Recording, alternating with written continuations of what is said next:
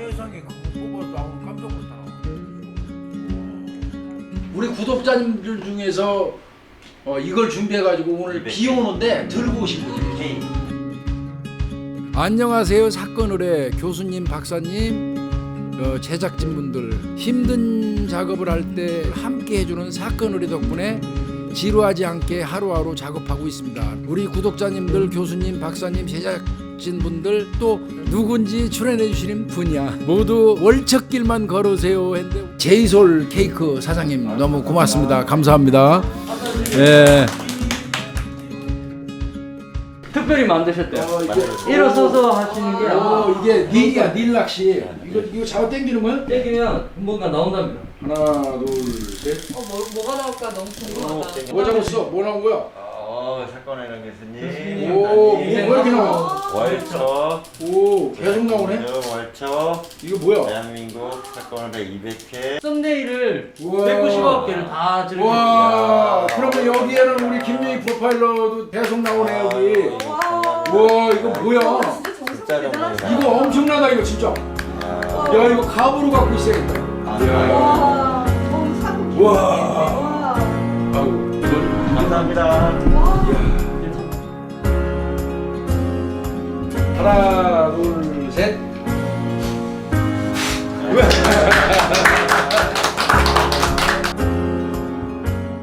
오늘은 그 염 교수가 맨날 200회 타령하던 200회 본인이 200회 차례가 원래 아니었거든. 그 홍유진 박사가 200회 차례였는데 200회 이제 얘기하다가 순간 뭐가 바뀌는 바람에 지금 염 교수가 200회 출연을 했고요. 오늘 여러분들 지금 이제 화면 보이겠다. 정말 오래간만에 우리 사건을 태동 단계에서부터 저하고 같이 대한민국 살인 사건 쭉 해오던 김윤희 프로파일러가 200회 기념으로 나오셨습니다, 여러분들. 환영해요. 아마 100회 넘어서까지 우리 김 프로파일러하고 했던 것 같고요.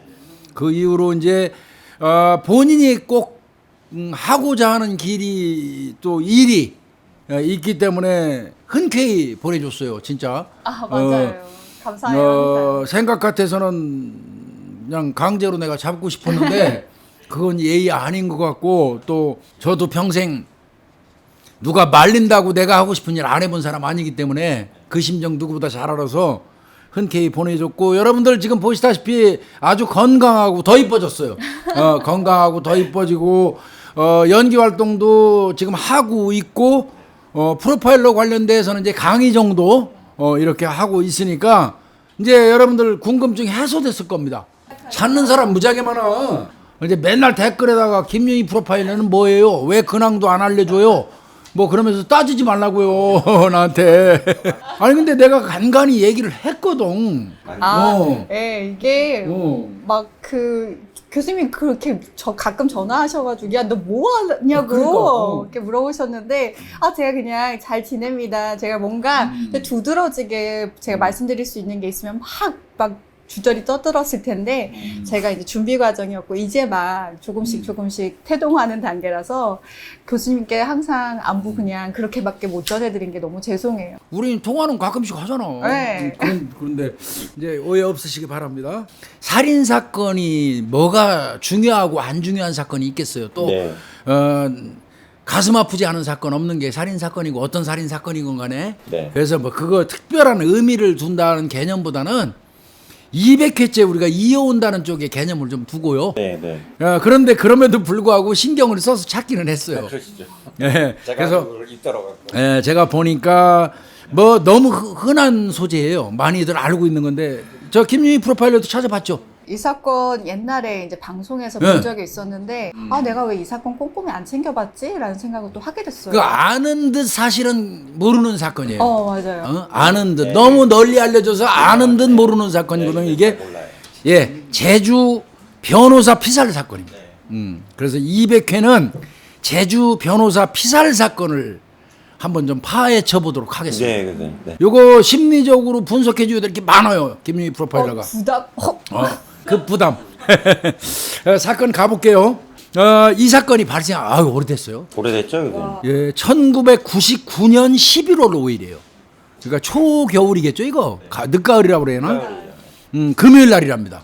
금요일 날 아침 6시 48분경에 제주시 3도 2동 제주 우체국 물류센터 앞에 주차되어 있던 소나타 승용차 그 안에 변호사 이승용 변호사가 피를 흘린 채 숨져 있는 것을 인근 그 주민 양씨가 이제 제주도 양씨겠죠, 뭐 양씨 강씨만 많잖아요. 그분이 발견해서 경찰에 신고를 했는데 이승용 변호사는 뭐 다 알더라고요. 홍준표 의원하고도 동기더라고요. 저 사법연수원 14기 수료했고 검사 생활을 좀 했었대요. 그리고는 제주도 내려가서 변호사 생활을 하던 분인데 그분이 본인의 자동차 안에서 피를 흘린 채 숨져 있는 상태였고 나중에 아마 경찰이 부검하고 감식한 결과 술이 좀 취해 있었다. 많이 드셨던 모양이에요. 전날 뭐 이런 얘기도 있고요. 이때 이제 신고를 받고 현장에 출동했던 경찰은 현장 주변을 살펴봤겠죠. 혈흔이 도로에서부터 차량 내부까지 쭉 이어져 있었어요. 그러면 공격 지점이 도로라는 얘기잖아요. 그렇죠. 차 안에 앉아 있는 걸 공격한 게 아니라는 뜻이죠. 네, 네. 도로에서부터 차 안까지 혈흔이 쭉 이어진 걸로 봐서 이승용 변호사가 누군가로부터 공격을 받은 후에 스스로 차에 타가지고 운전석에 앉아서 운전을 아마 빨리 병원 간다든지 그런 노력을 해야 되잖아요. 그러려다가 아마 이제 피를 많이 흘리니까 의식을 잃은 것 같습니다. 그럼 몇 군데나 찔르신 거예요, 그럼? 팔에 두 곳 그 당시에 이제 관통창이 있었다고 그러는데 내가 볼 때는 팔에 이거는 방어창일 가능성이 많죠, 그렇죠? 그리고 이제 치명적인 게 가슴에 한 방이에요. 가슴 부위 한 곳에 예리한 흉기로 찔린 흔적이 있었다. 그 다음에 복부에도 한 두 군데 정도 찔린 것 같습니다. 그럼 정면에서 공격을 했다는 얘기네요. 그렇죠. 그렇게 봐야 될 것 같습니다. 제가 볼 때는 서로 약간의 실갱이 정도는 있었던 것 같아요. 뒤에서 급습한 건 아닙니다, 이건. 네, 네. 그렇죠. 그렇게 봐야 되지 않습니까? 네. 팔에 관통창하고 복부 자창 방향으로 봐서 이 변호사가 복부를 팔로 막은 상태에서 이게 웃기더라고요. 얼마나 흉기가 뾰족하면 팔로 배를 막았는데 이 팔을 통과해서 복부로 들어간 거예요. 찌른 게. 그러면 이건 여성은 아니에요. 힘 약한 노약자가 찌른 것도 아니고요. 그런데다가 이게 그렇게 따지면 세 정도밖에 안 찌른 거잖아요. 그렇죠. 복부 2번, 그 다음에 관통창, 그렇지. 관통창도 엄밀히 얘기하면 막으면서 찔러가지고 배로 들어간 거니까. 네. 정확하게 냉정하게 급소 쪽 찌른 것 같아요. 죽이려고 작정하고 찍은 거죠. 그렇죠. 네. 한마디로 얘기하면 네, 죽이려고 네. 그 부검이 얘기가 그거예요. 배를 이렇게 막았는데 팔을 통과해서 배로 들어간다. 네, 관통이. 그러면 그 흉기 자체가 어마어마하게 뾰족하다는 결론이 나오잖아요. 또 부검을 해봤더니 흉골을 여기 가슴뼈를 관통한 이 무기가 심장을 찌른 걸로 드러났어요. 그럼 뼈를 뚫고 들어가서 심장까지 꽂혔다는 얘기예요. 일반식 칼로도 그건 되게 어려운 이건 가능성 없습니다. 일반 우리가 얘기하는 회칼 뭐 이런 거 등등으로는 천지가개벽으로도 그건 불가능합니다. 이거는 특별히 뭔가 제조되거나 제작된 아니면 특수한 용도로 사용되는 칼입니다. 이건 흉기가 관건이겠는데요. 그럴 것 같습니다. 이게. 물론 그 현장에서 경찰이 보니까 무슨 강도 목적 같으면 뭐 돈 뺏고 지갑 뺏어가고 그랬을 거 아니에요. 근데 돈 안 돼. 차 안에서도 없어진 물건 없어요. 돈 안 된 물건이 전혀 없고 흉기에 찔리는 흔적 등으로 봐서 이거 원한 관계로 추정된다. 그러니까 김유희 프로파일러 지금 얘기한 건데 타겟팅했다고 보시는 거잖아요. 네. 그렇죠? 네. 타겟팅한 걸로 이렇게 계획범죄인 것 같아요. 계획범죄 그렇죠. 이제 그렇게 추정을 한 것 같아요. 근데 변호사님이 이렇게 원망살 일이 있으셨어요? 그러니까 이제 경찰 근데 변호사들이 원한 살 만한 일은 딱 있죠. 소송은 항상 상대가 있어요. 내 의뢰인을 위해서 변호사가 최선을 다하는 건 당연한 거고. 그런데 그 과정에서 패소한 상대는 이 변호사에 대해서 감정 갖는 경우가 있어갖고 왕왕 협박 전화하고 또 그 길에서 때리고 하는 거 그런 사건 내가 꽤 해봤어요. 저번에 폭발 테러 변호사들 대구에서 터진 그런 거 예, 있잖아요. 예, 예. 그 대구 예. 폭발 사건 많이 나가지고 나갔잖아요. 여러 사람 죽었잖아요. 그런 거 비슷한 것 같아요. 그래서 이제 아마 원한 관계라고 추정을 하고 이 변호사한테 원한을 가질 만한 사람이 있는지 이제 네, 확인 작업에 네. 경찰이 당연히 들어갔겠죠. 네. 근데 없어요. 아예 없어요. 예, 이 변호사 미담만 나오더래요. 경찰이 조사해 보니까 너무 이 변호사 이승용 변호사지. 이승용 변호사에 대해서는 주변에서 좋은 일 많이 하고 소송 관련해서 원한도 없고 그런 게 전혀 없더라는 거예요. 제주에- 오히려 미담만 자꾸 들고. 제주 지역에서 되게 좋은 일 많이 하셨대요. 제가 들었어요. 그래요. 네, 그렇더라는 거예요. 근데 그래도 검사 시절에는 어쨌든 그래서 이제 맞아요. 그쪽 피고인이다. 수사는 가야 되잖아. 응. 그러니까 주변에 다른 거는 저 미담만 있는데 그러면 이런 경우에는 이게 김복준이가 문제가 생겨도 내가 취급했던 사건 그 피의자들을 조사할 수밖에 없거든요. 여기도 마찬가지로 이승용 변호사가 검사 시절에 취급했던 사건 그 중에 보니까 이제 뭐 여러 개 있겠죠. 뭐 그럼요. 조폭도 있을 것 같고 뭐 그럴 거 아니에요. 또 그다음에 변호사 개업하고 난 다음에 수임한 사건 뭐 다 합쳐가지고 그런 거 아마 다 조사 엄청나게 꼼꼼히 했다고 그래요. 제주 경찰이. 근데 제주도는 사건이 그렇게 많지는 않다네요. 맞아요. 수임 건수가. 이게 왜냐하면 제가 그 프로파일러 제주로 갔을 때 그 동기들한테 들었는데 살인 사건의 1년에 발생한 게 거의 없대요. 맞아요. 그리고 대부분이 다 원한 관계나 바로 특정이 되는 사건들이라서. 근데 문제는 제주도에서 항상 이렇게 한 번씩 사건이 크게 나면 크잖아. 미제 사건이거나 이런 게 많아요. 잘 안 풀리거나 큰 사건들이 한 번씩 고유정이. 있어요. 네. 고유정이 뻥 터지고 또 그놈들 누구야? 고유교사 사건도 있었고. 그렇고 뭐 중학생 그 아이 목 졸라 죽인 엄마가 예. 백문구하고 두 놈이. 그런 걸. 그러니까 맞아요. 제주도가 사건이 거의 안 나는데 한 번씩 나면 애매한 케이스가 꽤 있어요. 이 경우도 지금 뭐 경찰이 상당히 꼼꼼히 조사했다고 그래요. 근데 특별한 걸 못 찾았대요. 전혀. 근데 아침에 6시 낮에 새벽이니까. 예, 48분경이고 현장에 CCTV도 99년도라면 저는 CCTV가 없었을 것 같아요. 그죠? 지금 같으면 이거 짤 없어요. 학교 주변이잖아요. 우체국 이거 막 이러니까. 뭐 물류센터 있는 네. 데고 100% 있을 건데 그때는 현장에 CCTV도 없고 목격자도 없고 범인이 범행을 했으면 피가 많이 흘렸고 그 피를 밟아서 혈흔 족적 같은 것도 남겨놓을 만도 하잖아요. 네. 근데 혈흔 족적이라든지 뭐 이런 것도 현장에 안 남겨. 프로예요. 제가 볼 때는 프로입니다. 그죠? 거의 흔적이 안 남겼다라는 네, 거. 프로입니다. 깔끔하게 진짜 지들 말로 그 새끼들 말로 깔끔하게 일 처리하고 사라진 거예요. 그래서 이제 흉기 쪽에 경찰이 집중해요. 아까 말씀드린 것처럼 팔로 배를 막았는데 팔을 통과해서 배를 찔러서 들어가고 흉고를 통과해가지고 심장까지 침범할 정도면 이거는 보통의 흉기는 아니잖아요. 그래서 이제 흉기 찾기를 하는데 없어요.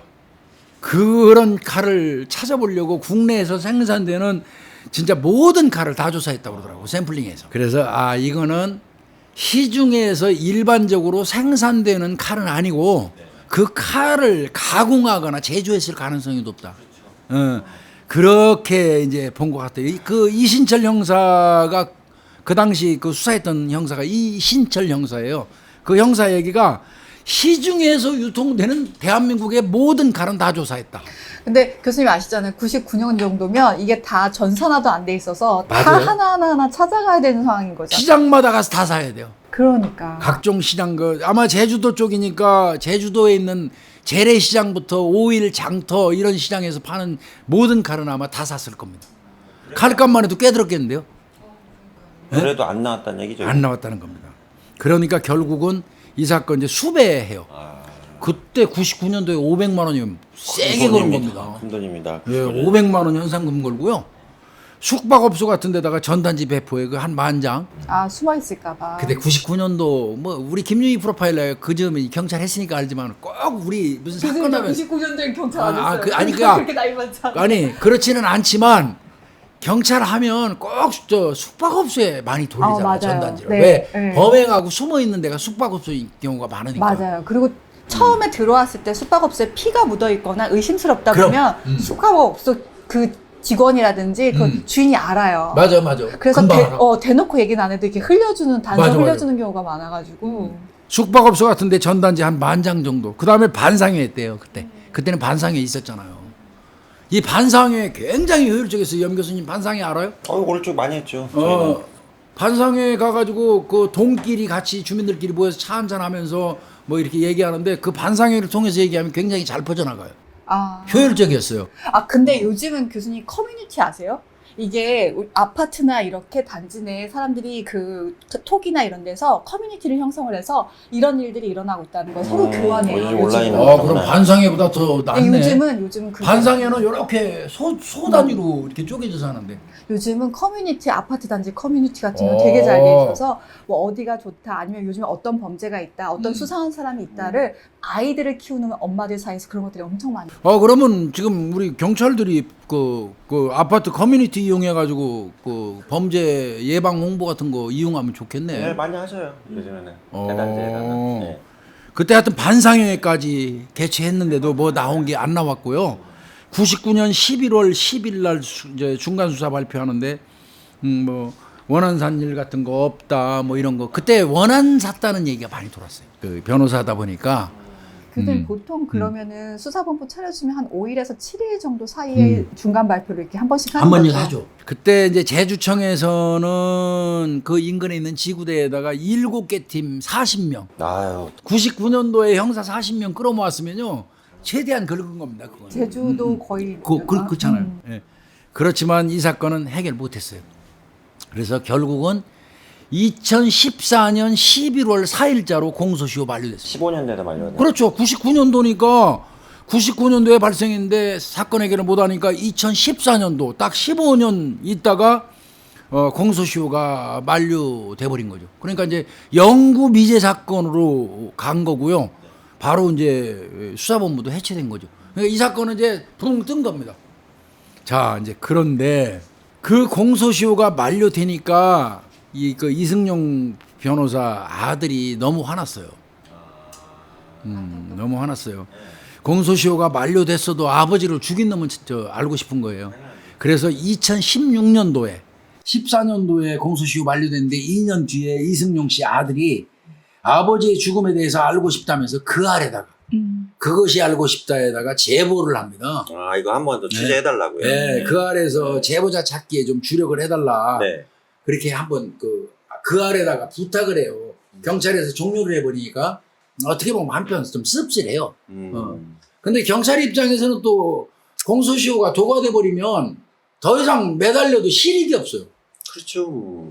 그런데 이제 저는 늘 말씀드리지만 실체적 진실을 발견한다는 의미에서 법정에 세울 수는 없어도 그럼 잡아야죠.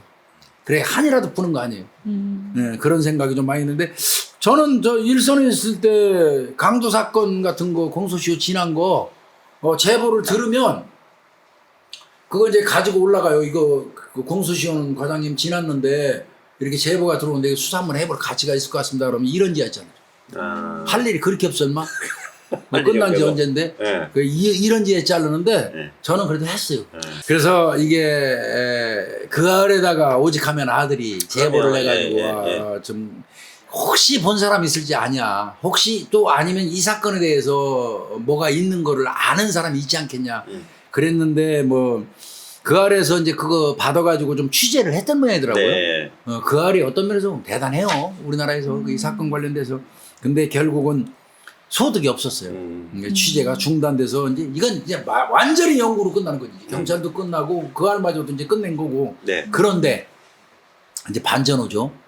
2019년 11월 달에 이승용 변호사의 죽음에 대해서 알고 있다는 사람 김 씨의 제보가 들어와요. 제보가요? 예, 그러니까 2019년 11월. 그러면 10년 뒤죠. 10년 뒤네. 아, 20년 뒤입니까? 20년 뒤. 예. 딱 20년 뒤에 예. 아, 내가 그 이승용 변호사 죽음에 대해서 알고 있는 사람입니다. 나는 김땡땡입니다. 네.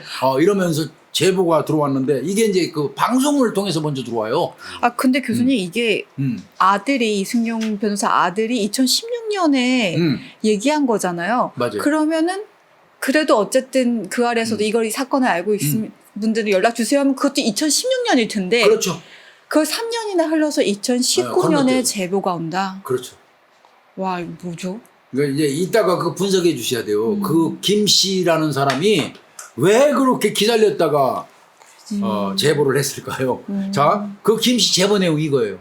김 씨 이름은 얘기할 수가 없네요. 여기서 김땡땡이 제보 내용을 보면 내가 이승용 변호사를 혼만 내주라고 했는데 내주라고 했는데 네. 자기가 내가 사겠다는- 했다는 소리는 아니야. 누군가에 시켰다는 뜻이죠. 음. 내가 이승용 변호사 좀 손 좀 봐. 쉽게 얘기해서 혼 좀 내줘. 이렇게 시켰는데 일이 잘못되는 바람에 그 사람이 죽었다. 근데 나도 혼내주라고 한 나도 누군가로부터 지시를 받아서 전달을 한 거다. 그러니까 나는 중간에 있는 사람이에요. 내가 누군가로부터 이승용 변호사 혼내주라고 지시를 받았고 그 지시 받은 거를 누구한테 전달을 해서 혼만 내주랬더니 얘가 이를 잘못해서 죽었다는 거야.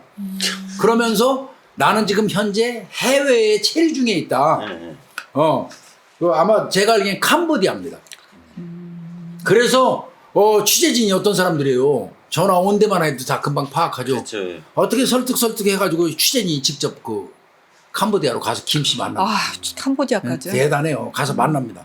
만났어요. 만나니까 그 김 씨가 이제 얘기하는 겁니다. 그 내용이 이거예요. 네. 뭐 우리 김용희 프로파일러랑 그동안 얘기 많이 했는데 제주도에 폭력 조직 몇 개 있잖아요. 유탁파, 유진 탁구장파. 맞아요. 유탁파. 나 그때 그래서 교수님이랑 네 이랬었는데. 유탁파가 유진 탁구장파예요. 뭐 그다음에 산지만 미역파. 맞아. 딸기만 미역파. 뭐 그다음에 딸파. 그래서 딸파라고 부른다고 그러잖아요. 그다음에 뭐 유탁파, 뭐 딸파, 뭐 여러 가지 있잖아요. 얘가 딱 그 가서 취재진 만나니까 내가 제주도 폭력 조직 그 유탁파. 유진 탁구장파의 내가 조직원이었다. 일원이었다. 그 당시에 그 두목이 백씨였는데 백씨. 백씨였는데 백씨가 나한테 네. 이승용 변호사 만나서 겁을 좀 죽으라고 시키더라. 그래서 내가 그 내 친구 하나 있는데 예명이 부산갈매기다. 그 부산갈매기한테 그 말을 했다. 야, 그 백씨 두목이 말이야. 보스가 그 이승용 변호사 손 좀 봐주라고 나한테 지시를 하는데 네. 어떻게 할까 그랬더니 그 친구 부산갈매기가 너 손 떼어 내가 알아서 할게. 이렇게 얘기를 했다. 네. 그리고 하루가 지나니까 갈매기가 전화를 하더니 네. 야, 일이 잘못됐어. 이렇게 말을 하더라. 그 일이 잘못됐다는 게 이제 죽었다는 얘기죠. 돌아갔더니, 네. 그렇게 말했다. 네. 그래서 급히 자기가 갈매기를 만나러 새벽에 갔대요. 갔더니 갈매기가 옷이 다 찢기고 피에 젖은 채 엉망진창이더라는 거야. 즉 말하면 이승윤 변호사하고 약간의 격투가 있었다는 거야. 그렇게 얘기를 하고 갈매기가 얀마 너 어떻게 하다가 이렇게 일을 저질렀어 하고 얘기했더니 갈매기가 말하기를 이승용이는 너무 심하게 저항을 하길래 어쩔 수 없이 상체를 공격했다. 원래 허벅지나 이런 데 네, 공격하고 네. 혼만 내주려고 그랬는데 하도 이승용 변호사가 덤비길래 저항하길래 할 수 없이 상체를 공격했다. 그 바람에 이승용이가 사망한 거다. 네. 이렇게 말을 해서 갈매기가 나한테 얘기했습니다. 이거를 이제 언론에다 얘기를 한 거예요. 내 취재진한테. 그리고 나서 이제 한다는 얘기가 그 사건이 이제 발생하고 난 다음에 막 언론에 이승용 변호사 난리 죽었다고 났죠. 났을 거 예, 아니에요. 난리 났죠. 그러니까 그게 나오니까 갈매기가 제주도를 이제 나온 거예요. 벗어나서 피신을 했다. 그리고 죄책감에 시달리던 그 갈매기가 공소시효를 만료 2달을 남겨놓고 2014년 8월 달에 2달을 남겨놓고 자살했다. 자살했다. 그러니까 이 얘기를 들어보면 책임질 놈은 죽은 거예요. 그러네. 실제 행위자는 죽은 거야. 예, 예. 그 다음에 뭐 사주한 놈은 자기는 중간에서 전달해서 이거 애매해. 이걸 처벌을 해야 될지 말아야 될지도 모르겠어. 지금 네. 이 내용 보면. 네, 혼내주라 했으니까. 그 이제 이런 식의 얘기를 하니까 취재진이 당연히 물어보잖아요. 아까 제일 궁금한 게 그거잖아요. 왜 지금 와서? 왜 지금 와서 이런 사실을 너 밝히냐? 그랬더니 야, 아주 말은 또 그럴듯하게 합니다. 나도 지금 건강이 좀 안 좋고 더 늦기 전에 내가 유족들한테 사죄하고 싶어서. 진정성 있을까요? 사죄를 하면 교수님이 아시지만 피해자 가족을 찾아가거나 보상을 내 하지 말이요. 방송에다가 왜 방송에다가 줍니까 이걸? 음. 가족을 찾아가야지. 나도 건강이 안 좋고 더 늦기 전에 유가족들한테 사죄하고 싶다. 그럼 또 취재진이 또 물어봤어요. 항상 뭐 궁금한 건 똑같지. 흉기. 칼 어디 참 묘하잖아요. 칼이냐, 예. 그러면 그때 쓴 흉기 그거에 대해서도 뭐 아느냐 이렇게 물어봤더니 아주 구체적으로 얘기해요. 생김새 뭐 갈아가지고 아주 얇고 아주 이 좁게 만든 과도. 이 과도가 이렇게 있으면 이걸 갈았다는 얘기예요. 그래서 그러면 거의 송곳 가까이 이렇게 뾰족해지잖아요. 그렇게 만든 과도 형태의 칼이다. 그때 형사들이 다 주워다가 그 조사했는데 그 같은 거 안 나왔잖아요. 없죠. 예. 근데 상처인 난 거하고 아주 좁게 잘 갈아서 뾰족하게 만든 칼이라고 얘기하는 걸 그 대입해 보니까 상처 크기하고 맞더래요.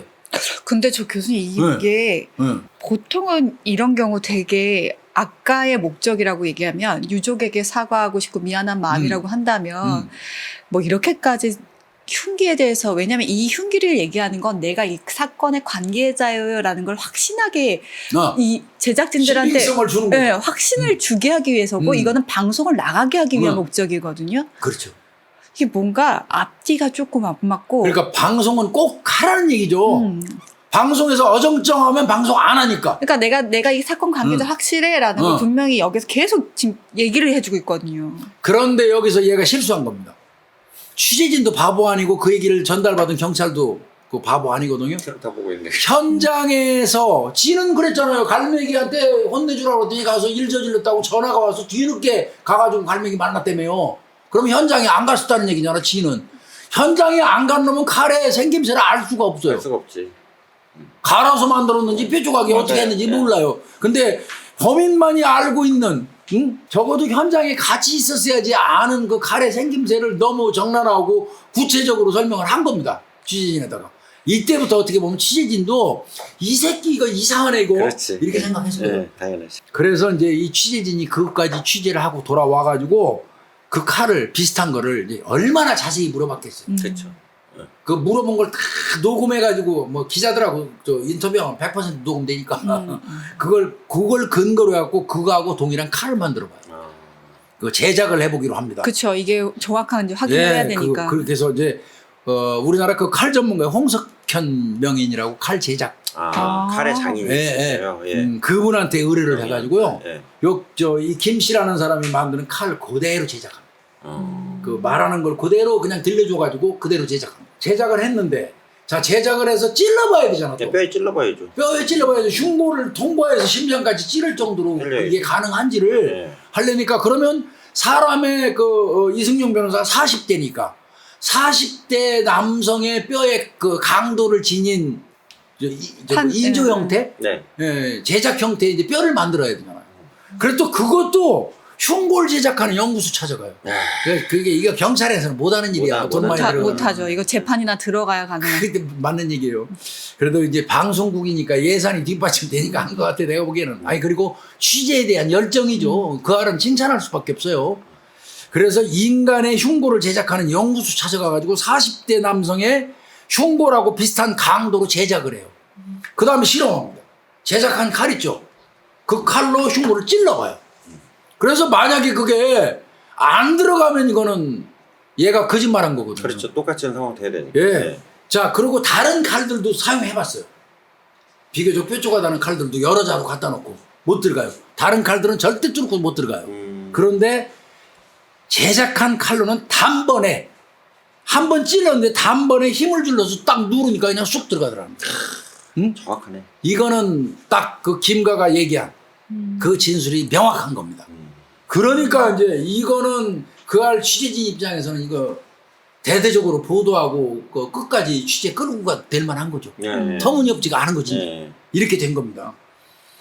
그래서 이제 다만 취재진도 이 김 씨의 진술이 의문이 가는 부분이 상당히 많이 있잖아요. 네. 그래서 이제 그 부분 이제 그 확인하기를 합니다. 어떻게 확인하냐? 자, 갈매기 범행에 대해서는 소상히 했는데 그때 그 갈매기가 범행한 거에 대해서 너무 현장 상황을 잘 아는데 그때 당신은 뭐 했어? 하고 물어보면 본인에 대해서는 잘 얘기를 못해.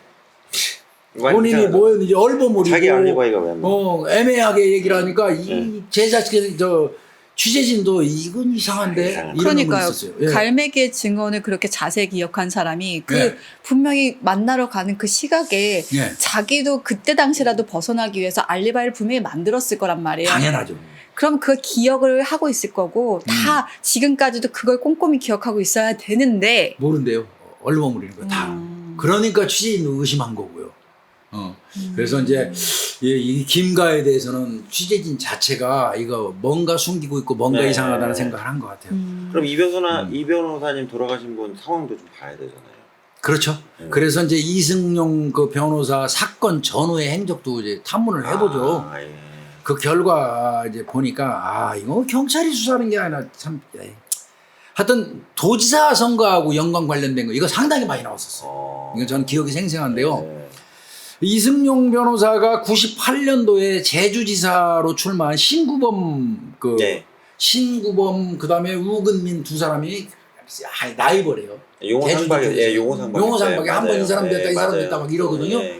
그때 제주지사로 출마했던 신구범을 지지를 했다고 그래요. 그 이승용 변호사가. 네. 그런데 이제 그때 상대 후보 우근민 네. 그 씨한테 패배했죠. 이 사건 조사하는 과정에서 보니까 선거 끝나고 난 다음에 그 우근민 그 선거 캠프에서 활동했던 손정엽이라는 사람이 있는데 네. 그 사람이 우근민이한테 800만 원 금품 받았다고 양심선언하는 사건이 있었어요. 아, 그럼 이거 금품 수수로 걸리면 이거 그 결과가 취소될 수도 있는. 상당히 심각하죠. 뒤집어질 수도 있죠. 네. 근데 그러면 네. 우근민이 캠프에서 일했던 손정엽이라는 사람이 우근민이한테 800만 원 돈 받았다고 얘기를 누구한테 하냐면 손정엽이가 이승용 변호사 사무실에서 근무하는 김남근이라는 사람이 있어요. 직원. 그 직원한테 얘기를 해주니까 김남근이가 그 이승용 변호사한테 얘기를 해요. 오랬네. 그것도 이승용 변호사는 누구 지지하는 사람이에요? 신구범 변호사 지지하는 사람이에요. 예. 신구범. 그러니까 이게 좀 선거하고 이게 연관이 된 건가? 이런 생각이 드는 거죠. 이 사건 자체는 큰 사건이네요. 그러니까 그 김남근이라는 그 이승용 변호사가 자기가 데리고 있는 같이 일하고 있는 김남근이가 손정혜비한테 얘기를 듣고 와가지고 돈 써가지고 저 우근 변호사가 당선됐대요. 그 돈 받은 사람이 얘기 다 하는데요. 그러니까 그 사람 불러가지고 손정혜비를 불러갖고 검찰에다가 검찰 출신이니까 연락을 미리 줘서 날짜 잡았어요. 근데 이게 교수님 이게 뭐 이걸 알고 있었다라는 것만으로는 사실 살해 맞아요. 동기가 안 되는 거고 이게 뭐 이승용 변호사가 이것에 대해서 어떻게 움직였는지가 지금 더 봐야 될 것 같은데. 근데 이제 문제는 그때 우근민 그 저 지사의 캠프에 유탁파가 개입돼 있었다는 거예요. 유탁파 유탁파. 아까 김 씨가 네. 소속되어 있던. 네. 그런 얘기 등등이 나오니까 그러니까 이제 시나리오를 아무래도 명확한 증거는 없지만 시나리오를 이렇게 짜는 거예요. 자, 이승용 변호사는 신구범 지사에 지지하는 사람이야. 그런데 우근민 그 상대 우근민 지사 선거에 나왔던 우근민 씨의 밑에서 일하던 사람이 이제 이른바 돈 800만 원 받고 배신을 한 거야. 네. 배신을 해서 이쪽에다가 제보를 준 거지, 반대파에다가. 그 반대파에 제보 준 게 누구냐면 이승용 변호사의 직원. 그러면 당연히 이승용 변호사한테 줬다고 봐야지. 그렇죠. 그러니까 이승용 변호사가 손정엽이라는 사람을 만나가지고 검찰에다 조율해서 며칠 날 데리고 들어갈게. 거기 가서 다 얘기해서 이제 아직 이번 기회에 우금이 난리자는 생각이었겠지. 그러니까 그 사실을 알게 된 우근민 변호사 밑에서 활약했던 유탁파 조직원들이 이승용이를 미운털을 베껴갖고 이승용이를 혼내려고 했을까? 이런 시나리오가 좀 나오잖아요. 근데 이건 진짜 실질적으로 그 당시에 논란은 됐지만요. 명확하게 이것 때문에 범행했다고 밝혀진 건 아니에요. 네. 그러나 하여튼 그 즈음에 이런 일들이 있었어요. 이런 일들이 좀 있었어요. 그러면 손정엽이는 검찰에 간 거예요, 교수님? 못 갔습니다. 가려고 하다가 손정엽이가 만나기로 얘기까지 다 됐어요. 검사하고 얘기까지 다 했는데 그 당일날은 실제로 안 왔어요. 그러니까 이승용 변호사에서는 꽝 쳤죠. 그러네요. 그래도 왜 저 손정엽이가 안 갔냐 그러면 뭐 가족이 할머니가 편하게 살아라 하지 마라. 말려서 안 했다. 뭐 이런 얘기도 있습니다. 이게 정치뿐만 아니라 조폭까지 관련돼 있으니까. 그러니까 복잡하네. 생명으로 연결된 거죠.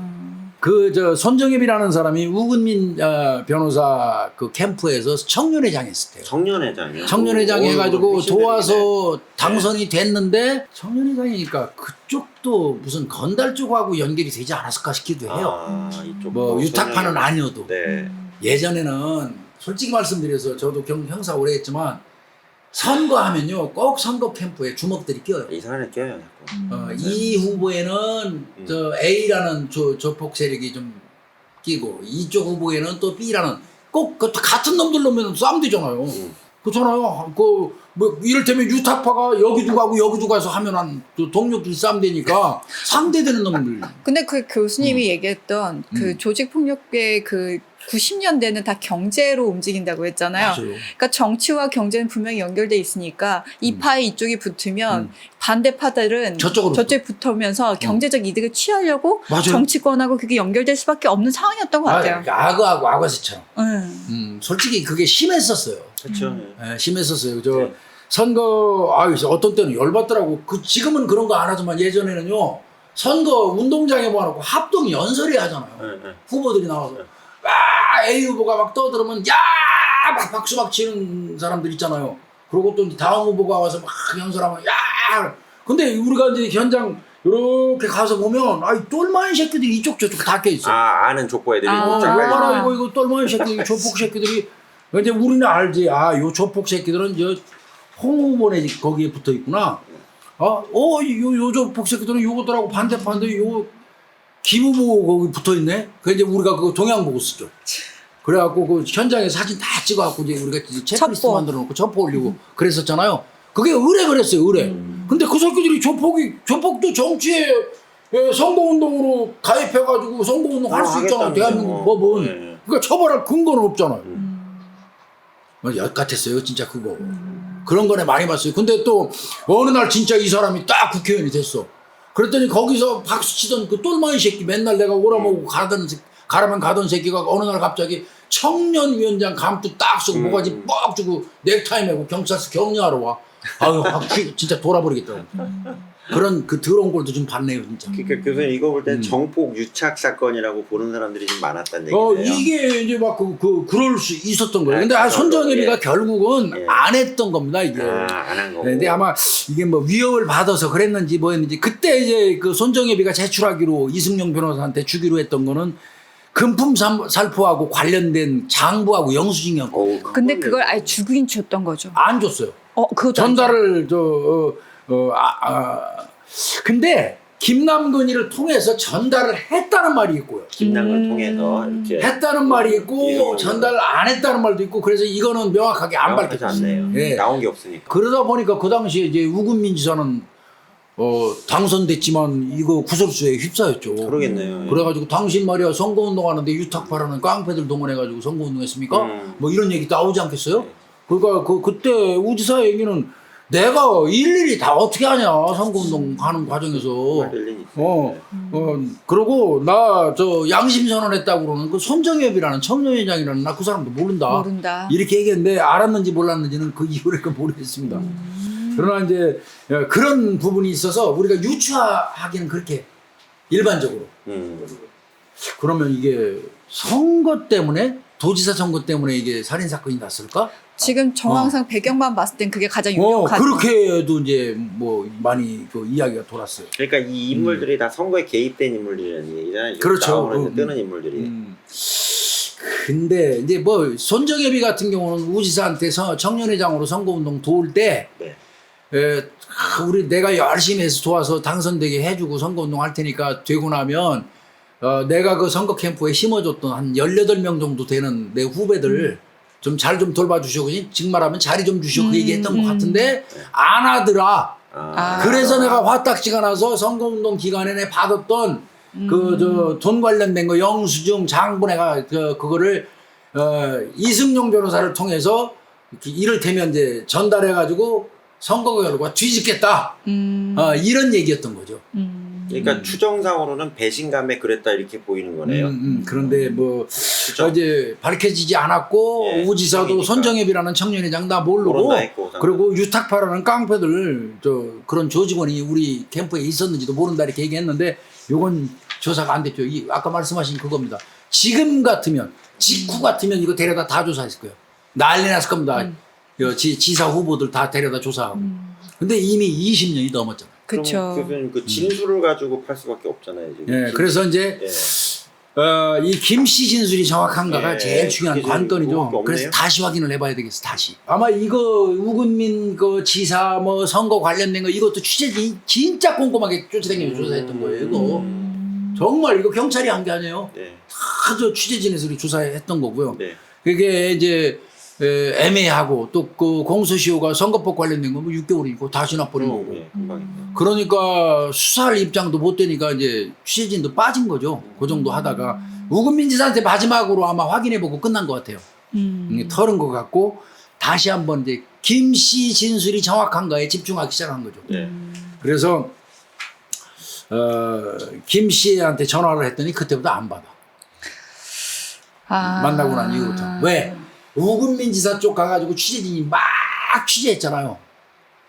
지는 유탁박까지만 가야 돼요. 우금민까지 올라가면 안 되는 거야. 김 씨 입장에서는.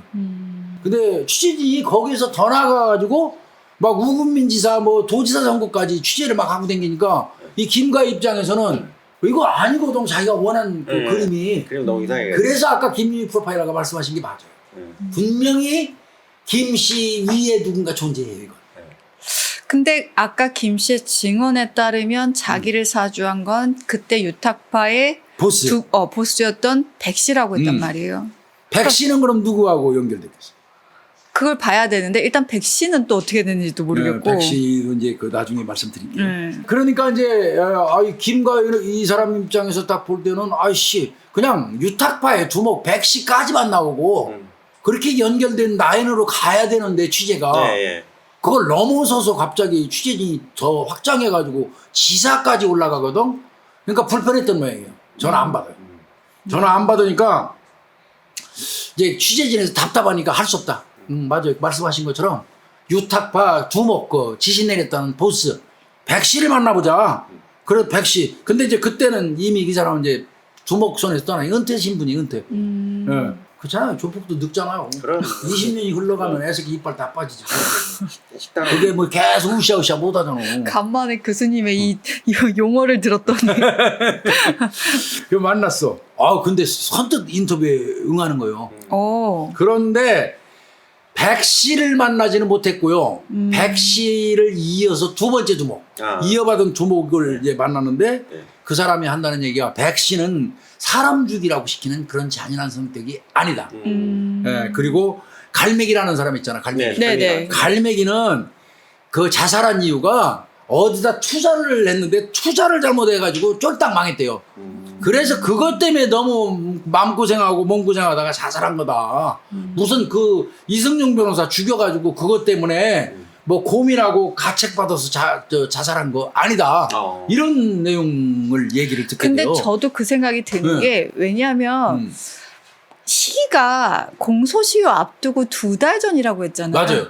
전 이게 심리적으로 이해가 안 돼요. 오히려 차라리 공소시효가 지났으면은 지나고 나서 내가 극단적 선택을 했으면 그건 이제 나는 가책을 느끼다가 가책을 느끼다 그럼 좀 이해할 수도 있어요. 근데 2달 전에 굳이 직후에는 내가 무언가 허탈감도 되고 긴장이 해소가 되면서 거기서 오는 밀려오는 우울감이라든지 이런 게 있어서 자살은 할 수 있어요. 근데 이게 지금 긴박한 상황인 거잖아요. 2달이면 내가 자유가 될 수 있는 상황이고. 근데 그때 애매할 때 자살을 한다? 2달만 있으면 나는 이제 혐의가 있어도 처벌 안 받는 거야. 근데 그게 시기가 좀 아까도 계속 이상하다, 애매하다라고 생각이 들었거든요. 맞아. 2달 전에 하는 건 맞지 않아. 그때는 자수를 하건 뭐를 하건 간에 일단은 시간이 종료되기를 바라는 심정밖에 없을 때. 근데 선택권은 나한테 있단 말이에요. 그때만 해도. 맞아요.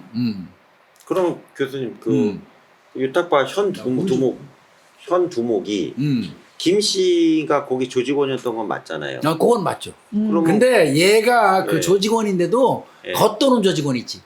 내부에 들어가 깔끔하게 충성 잘하고 끈끈하게 어울리는 그런 조직원은 아니었던 것 같습니다. 겉도는 조직원.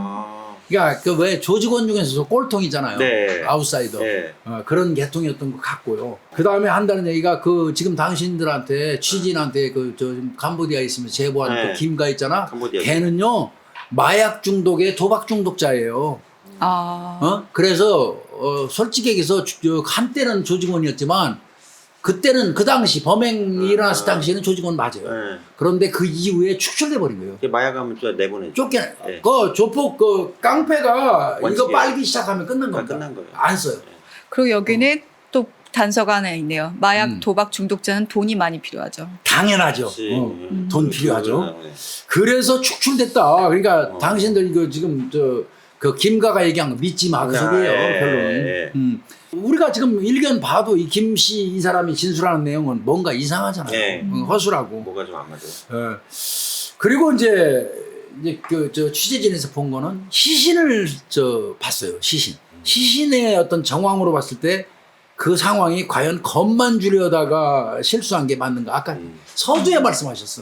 왜냐면 그건 겁주는 형태 아니야. 정면으로 마주와서 복부 쪽을 향한다라는 거는 네. 겁을 주려는 형태가 아니에요. 아시잖아요, 교수님. 아니에요. 칼만 들이대고 협박하려고 했을 때와 정면에서 찌르는 건 엄청나게 다르거든요. 그렇죠. 그래서 이거는 이제 전문가들도 하나같이 하는 얘기가 아니다. 이거 겁주려고 하면 절대 아니야. 그리고 술이 취해 있었잖아요. 그러니까요. 이승용 변호사가 보통 협박하러 갈 때 그래도 이 사람 자체가 만취하거나 술에 취해 있는 상태인데 이게 돌발 행동이 있을 수 있기 때문에 그땐 저는 오히려 안 갈 것 같거든요. 맞아요. 그래서 그 시신 정황을 이제 전부 다 전문가들한테 이를테면 김윤희 프로파일러한테 보여주고 염건희 교수한테 보여주고 김복준한테 보여주는 거야. 자, 시신의 상황이 이렇고 흉기는 이런 거라는데 또 공격한 정황이 이러이러한데 이게 겁주려고 한 걸까요? 아니면 애초부터 죽이려고 작정했을까요? 이거는 이제 우리가 분석할 수는 있잖아요. 아까 말씀하신 것처럼 하나같이 하는 얘기가 아니다 이거. 흉고를 관통할 정도의 치명상은 움직이는 사람을 향해서 한 번에 입힐 수 있는 건 아니에요. 그렇지. 움직이는 세 사람한테 번을 애초부터 살해 목적으로 팍 공격한 거예요. 다투다가 이렇게 들어가는 건 아니에요. 이건. 그렇게 이제 얘기가 됐고요. 그러면 이 살해 목적이 애초부터 있었다고 인정이 되는 거죠. 취재진이 수사 엄청 잘했더라고. 나 이거 좀 뭐 창피하더라고 이거. 그러면 교수님 자리 찾으면서. 완전 지지했다는 대가리 백씨 있잖아요. 이 사람 살아 있잖아요. 네. 그럼 이 사람 뭐 안 지져봐야 되는 거 아니에요, 교수님? 그 당시에. 그러니까 김 씨한테 이승용이를 손봐주라고 지시한 네. 장소. 예. 씨가 얘기했잖아. 아 우리 그때 우리 두목 백씨 보스 백씨가 나한테 그 이승용이 손 좀 봐주라고 그랬어. 그렇게 네. 얘기하면 당연히 취재진도 계속 수사관하고 똑같아요. 그때 지시를 받은 장소가 어디예요? 물어보겠지. 맞아요. 우리도 물어보잖아요, 그거. 그거 물어봤죠. 그랬더니 식당으로 불러서 자기가 갔더니 그 보스가 야 이승용이 손 좀 봐. 이랬다는 거야. 그러니까 식당이야. 네. 그런데 뭐. 그 손 봐주라고 지시했던 그 시간대에 백 씨는요. 94년도에 구속돼가지고 이승용이가 사망한 후에 이 출소했어요. 말이 안 그래도 그 백 씨가 식당으로 김 씨를 불러가지고 이승용이 손보라고 했다 때는 그때는 교도소에 있을 때야. 그러면 교도소에 잠깐 외출 나와서 지시하고 다시 들어갔나? 말도 안 되지. 그러니까 이게 말이 안 되는 거야 이게. 여기서 애초부터. 깨졌네. 그러니까 깨졌네. 여기서 취재진이 이게 김 씨 이거 처음부터까지 이거 거짓말이야. 이게 완전 깨졌네. 살인 사건에 대해서 흉기, 생김새 뭐 이런 거 기타 등등 얘기하는 거 봐서는 분명히 개입은 돼 있다. 네. 그런데 얘가 얘기하는 건 액면 그대로 믿을 수는 없다. 이렇게 생각한 거다. 그러니까 지금 사주한 사람과 지금 이걸 실행한 사람 모두 다 지금 다 깨진 거네요. 그렇죠. 이게 지금부터 김유희 프로파일러가 얘기해 줘야 돼요. 이게 이제 와서 이 김가가 왜 제보를 한 걸까? 그렇죠. 그게 왜 그랬냐 이거 그 중에서. 일단 첫 번째는 목적성이 확실한 것 같고요. 목적 있죠. 네. 분명히 목적이 있어 보여요. 이게 그냥 감정 상태나 아까 유족에 대한 미안함, 뭐 건강이 나빠져서 지는 미안하다고 그러잖아요. 순수한 이유라고 그랬잖아요. 순수한 이유 있나요 이거? 아니요. 순수한 이유 있으면 이렇게 허술하고 속이진 않죠 일부라도. 그런데다가 이렇게 보다 보면 자신에 대한 잘못은 되게 축소해서 얘기하는데 갈매기라든지 백씨라든지 맞아. 이런 사람에 대한 그 죄에 대해서는 굉장히 정확하게 얘기를 하고 또 크게 얘기한단 말이에요. 자기는 근데 그 사이에서 끼었던 어쩔 수 없는 사람이었다라는 식의 얘기들을 계속 하고 있어요. 사건에 대해서는 정확하게 얘기하고 이 사건은 내 사건이고 이 사건은 분명히 정말 우리가 봐야 하는 사건입니다라고 얘기를 하면서 이 사건에 대해서 나는 계속 빠지려고 하죠. 그 사건은 근데 무언가 비춰줘야 돼. 계속. 이 사건을 주목받게 해야 되는 목적은 확실하게 있는 거죠. 그러니까 사건이 주목받게 할 목적. 그러니까 자신은 여기서 쓱 빠지면서 사건은 주목받게 해야 된다. 그럼 이 사건과 관련돼 있는 관계자들을 니들 뜨끔해라 그거야? 저는 그렇게 봐요.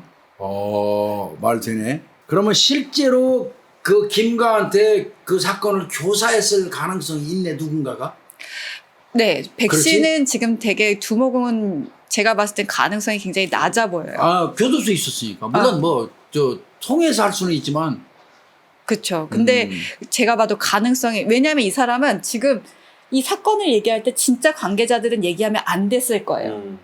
그렇다면 제가 봤을 때도 갈매기도 아니었을 것 같고 이 백 씨도 이 사건의 직접 관계자는 아니었을 것 같아요. 분명히 직접 관계자는 따로 있는데 지하고 거래한 사람, 네. 김가하고 거래한 사람이 관계자겠죠? 근데 이 사건은 어쨌든 보도가 나가고 그 다음에 사람들이 주목받기를 원하는 거죠. 사실 파장이 일게 해야 된다 이제 목적은. 그렇죠. 그러니까 이 사람이 근데 어떻게 보면은 자극시키고 싶었던 건 전 국민이 아닐 수도 있어요. 이 들썩거리는 거에 의해서 실제 관계자들이 뭔가 움직여지고 겁을 먹기를 원했던 거겠죠. 그럼 궁극적으로는 겁먹어갖고 더 이상 방송 안 나오게 해줘 하고 돈 주기를 바랬을까?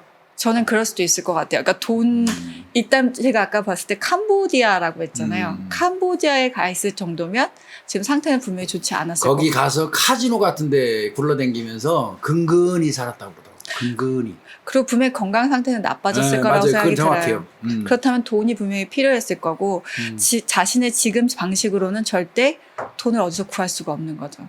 근데 자신은 피해갈 수 있는 지금 공소시효가 지났잖아요. 그렇다면 어쨌든 이것이 어떻게 밝혀지든 뭐가 되든 자기한테는 해가 오지 않으면서 다른 사람들은 무언가 경계할 수밖에 없는 상황을 만들면서 자신은 이득을 취하려고 하는 목적? 그러니까 그건 그런 방법으로 언론사를 이용하는 거예요, 결국은. 그러니까 제가 이제 요즘 저희 쪽에서 이제 보면 그 실행자가 교사자를 협박하는 사례들이 있어요. 외국 사례 중에. 실행자가 교사자를. 네, 그러니까 시킨 놈은 이제 조용히 있는데 시킴을 받은 애가 야, 씨, 나한테 그거 안 챙겨줘 이렇게 하는데 여기서 계속 안 주면. 중요한 건 뭐냐면 일단은 일단 공식적으로는 시효가 지났잖아요. 지났어요. 시효가 공식 지났으니까 이 김 씨라는 사람이 거기에 관계인이라면 나는 어차피 이게 시효가 지났기 때문에 처벌을 현재 안 상황에 받지. 처벌 안 받으니까 이걸로 계속 나발을 불어대갖고 계속 뻥뻥 터쳐서 그러니까 그쪽도 교사자도 어차피 시효가 지나서 처벌은 안 되잖아요. 안 되지만 그러면 매장시킬 수는 있잖아. 그러니까 매장시킬 수 있는 입장의 사람이었다는 얘기지. 그렇죠. 그러면 맞아요. 그 정도의 직위가 있거나 예, 누군지 모르겠지만 뭔가 사회적인 잃을 게 많은 비중이 사람이라는 있는 얘기야. 사람. 아, 잃을 게 많은 사람. 예. 처벌은 안 받아도 저랑 똑같은 거예요 지금 이게. 그러니까 이지랄을 한 거예요 이게. 저 처벌하고는 무관하게 예. 뭐 드러나도 저 형사처벌은 안 받지만 예, 요까지 시효가 나 정도는 뭐까지가 나는 상관없는데 내가 말하는 너 누군가 너는 네가 넌 가진 뒤졌어. 모든 거 다 잃어버려. 체면 다 구겨지는 거야. 이제 이런 무언의 메시지라는 거죠. 그걸 언론을 통해서 이용해서 한다는 거지. 그리고 본인이 바로 컨택했을 때는 이득이 얻을 게 없는 거예요. 왜냐하면 자기가 위험해질 수 있는 제거당할 수 있으니까. 위험해질 수도 있는 상황이고 아. 거기서는 직접적으로 자기가 이득을 볼 수 없으니까 이걸 언론을 통해서 언론을 이용하는 거네. 그래서 이제 이 내용 정도로 취재진에서 지금까지 현재 상황 방송한 게 2020년 6월 27일. 얼마 안 2020년 6월 27일 날 이제 쭉 지금 앞에서 제가 불러드렸던 내용 있잖아요. 말씀드렸던 내용을 정리해서 방송한 거예요. 네. 그걸 딱 봤더니 그 난리 방송이 났겠네. 나가고 시끄러웠어요. 네. 그러고 났더니 연락이 딱 끊겼던 김가하고 전화 연결이 바로 돼요. 2020년 8월 8일 날. 얘가 한다는 얘기가 아니 그 내용 말이야 내가 얘기한 거 완전히 다르게 왜 취재진들 그렇게 얘기해 나 그 방송 내용 좀 황당해 진짜 이러면서 그때 이제 그 취재진에서 얘기해 당신 말이야 백씨 같은 경우 그 두목 백씨 같은 경우 분명히 식당에서 당신 불러가지고 지시했다고 그러는데 그때 우리가 제 취재하면서 알아보니까 그때 교도소에 있었더만 사건 끝나고 나왔던데 그게 말이 돼요. 그러니까 그거 사실은 백씨 만난 거 아니에요. 또 이제 번복해요. 번복. 그리고 이제 조금 이상한 것만 취재진이 물어보면 그때 말 바꾸는 거예요. 복잡하다. 자꾸 진술 바꾸는 거예요. 진짜 그 가벼운 범죄자의 전형적인 특성이다. 네. 그때 바꾸는 거예요. 그래서 이제 그 강희찬 형사 전 형사예요. 이분 예. 얘기 들어보니까 그럼 김가는 도대체 어떤 놈이었냐. 아시는 거예요. 확인해 보니까 예. 이 행동대원들의 우상이었다고 그러네요. 그가 한때는 우상이요? 나갔을 때 왜 뭘로 우상이었냐면 조직에 있으면서 이득을 잘 챙겼대요. 머리가 잘. 근데 뭐 결국은 조폭도 돈이에요. 돈 잘 챙기는 놈이 왕입니다. 그러니까 저렇게 살면 돈 버는구나 느낄 정도. 산타마리아라는 그 술집이 있대요. 네. 제주 쪽에. 네. 거기 지배인도 하고 영업부장도 잘 했었대요. 나갔네. 그런데 그 당시 지배인 영업부장 같은 거 깡패들이 주로 하죠.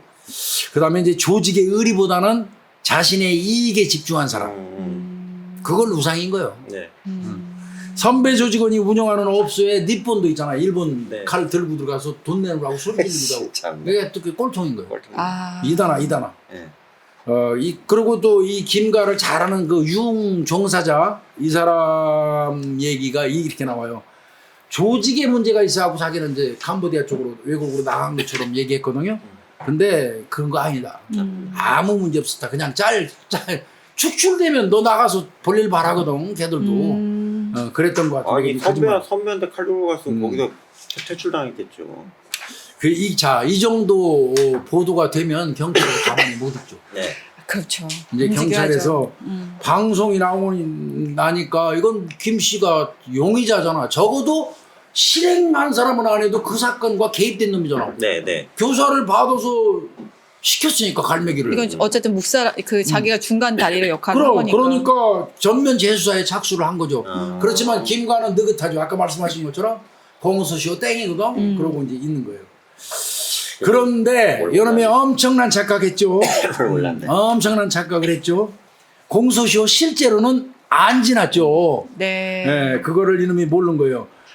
왜 안 지났냐면 원래는 2014년 11월 5일자로 만료해요. 네. 그건 맞습니다. 네. 네. 15년이니까 99년도니까. 네. 그런데 2007년도에 형수법 개정되면서 15년에서 25년으로 바뀌었어요. 네. 그것도 물론 소급 적용이 안 돼요. 되잖아요. 그런데 잘하시잖아요. 2015년에 형사소송법 바뀌면서 완전 폐지돼 버렸잖아요. 네.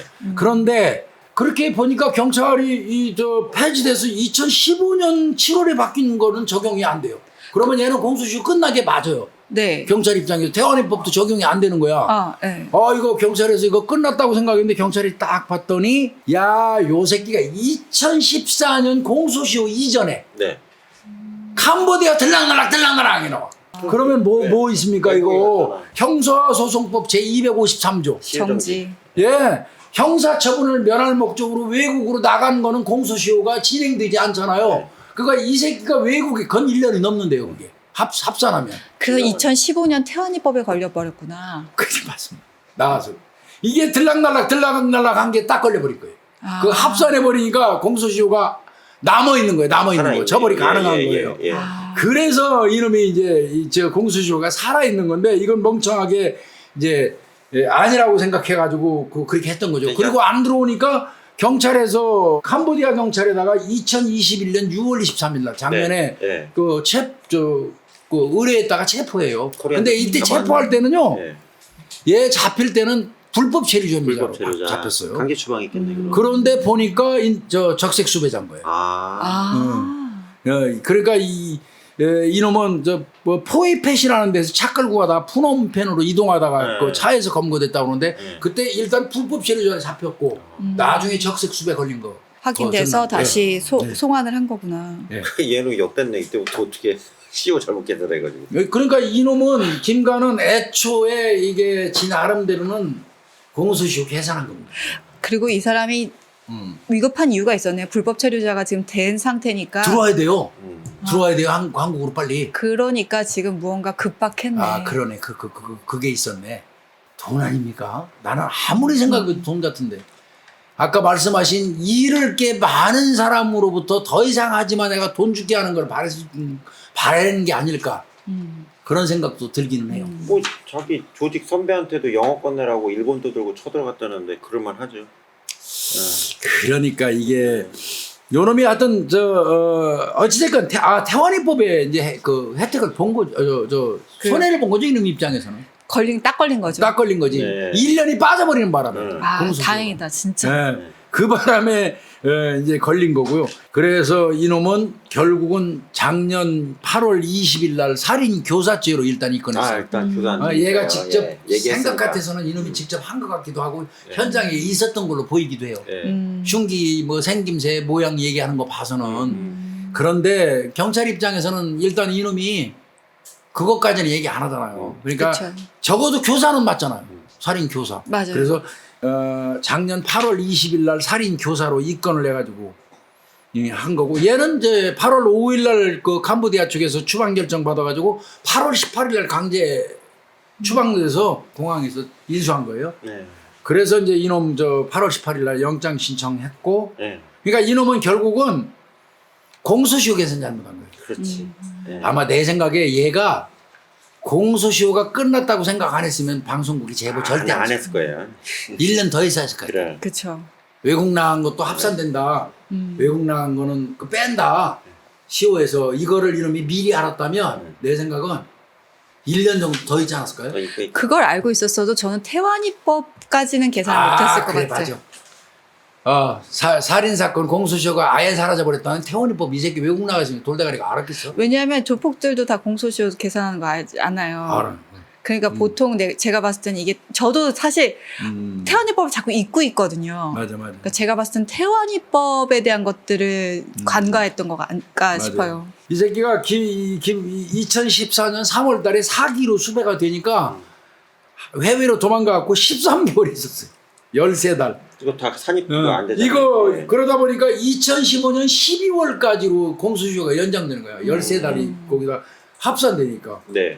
그리고 2015년 7월 31일 날 태완이법으로 공소시효가 폐지돼 버리니까. 딱 걸렸네. 그러니까 네. 얘는 13개월 나가 있는 바람에 2015년 12월까지로 공소시효가 연장된 거야. 네. 그런데 12월 될 때는 이미 7월 달에 태완이법으로 살인 사건 공소시효는 없어진 거지. 네. 그러니까 이놈은 딱 걸린 거지, 딱 걸린 거지. 진짜 속된 말로. 이때 또 방송도 3부 또 나왔어요. 아, 그래요? 세 편이나. 네, 그때 보니까 이 김가 이웃집 주민 증언이 나오는데 이게 섬뜩하더라고. 뭐라고 그래요? 네. 이 사람이 누구랑 다투다가 이웃집 주민인데 김가 이놈이 누구랑 다툴 때 품에서 칼을 딱 꺼냈는데 네. 진짜 뼈조각에 갈아서 뼈조각에 만든 칼을 품에서 누구랑 다툴 때 꺼내더라. 이웃집 송곳같이 주민 생긴 얘기가. 칼을. 네. 그거를 이웃집 주민이 그 증언하는 내용이 방송에 나왔어. 그게- 그거 그러면 이 새끼 거일 수도 있는 거야. 이놈이 범인일 수도 있는 거야. 근데 교수님 조폭 사이에 자기 칼 줘요?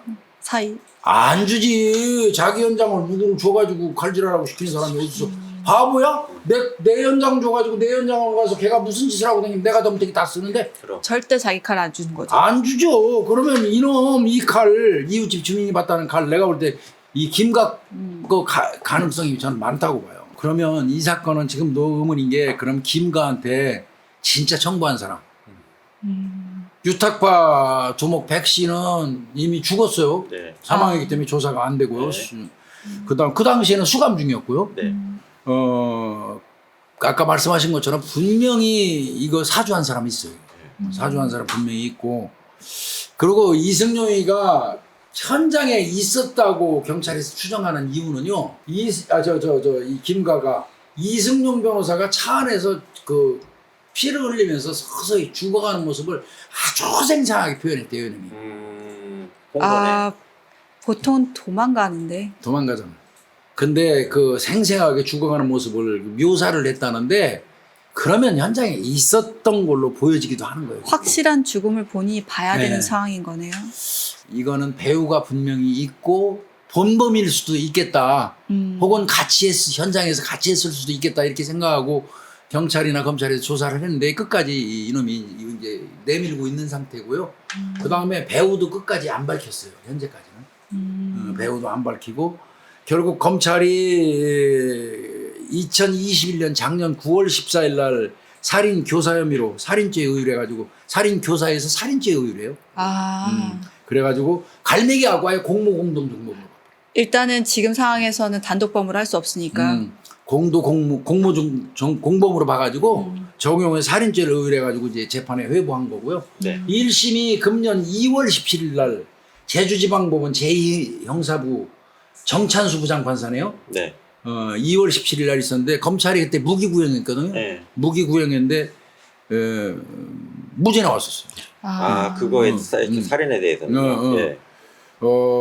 그때 이제 얘기한 게 재판에서 피고인의 자백이 그에게 불리한 유일한 증거일 때는 처벌할 수 없다는 헌법 제12조 7항. 자백 그거에 배제 의게 자백의 보강 법칙. 그래서 아니 자백밖에 없잖아. 얘가 죽였다는 거. 이제 이래 가지고 무죄 나오면서 다만 그때 이제 언론사에다가 협박하기 시작했어요. 지 맘대로 안 되니까 이제 그 취재진한테 그 알 취재진한테 니네 다 죽여버려. 뭐 이제 뭐 이거는 인정이 돼갖고 1년 6월 그 형은 때렸어요. 1심에서 PD한테 이제 막 문자 보내고 막 이런 거 보보고 하는 암시 문자. 그래서 이제 일단 구속은 시켜놨어요. 1심에서도 풀지는 않았어요. 아, 저 PD님도 대단하시네. 이거 협박죄 고소를 한 거잖아요. 해버렸죠. 그리고 나서 이제 2심이 열린 거예요. 2심이 항소했겠지 검사가. 그게 2심이 7월 13일이에요. 금년. 얼마 안 됐네요. 네, 광주고등법원 제주 제1형사부 이경훈 부장판사. 여기서도 역시 검찰은 무기징역 구형합니다. 그때 부검이 국과수 감정관, 혈흔 분석 전문가 등등 증인 4명. 아, 이제 과학 수사를 좀 보강하는구나. 그렇죠. 그래가지고 이제 다시 항소를 한 거예요. 그러니까 원래 무죄 떨었잖아요. 살인죄 관련돼서는 2심에서는 인정돼 버렸습니다. 징역 12년 때려. 12년 때려버렸습니다. 그리고 1년 6월을 합산하면 13년 6월 받은 거죠. 그러네. 그래서 지금 현재 있는데 이거는 내가 볼 때 그럼에도 불구하고 이 사건을 분석하면서 똥 놓고 미단다만 거 마냥 찜찜하다고 이게. 제 위에 있는 사람이 누구이냐. 이 대가리를 아까 말씀하신 대가리가 분명히 있는데 말이야. 이때 저 재판 과정에서 이 얘기했더라고요. 피고인이 방송 인터뷰 당시에 진술한 내용을 살펴보면 성명 불상자로부터 손을 봐달라는 부탁을 받았는데 칼로 상해만 입히려고 했다고 주장했다.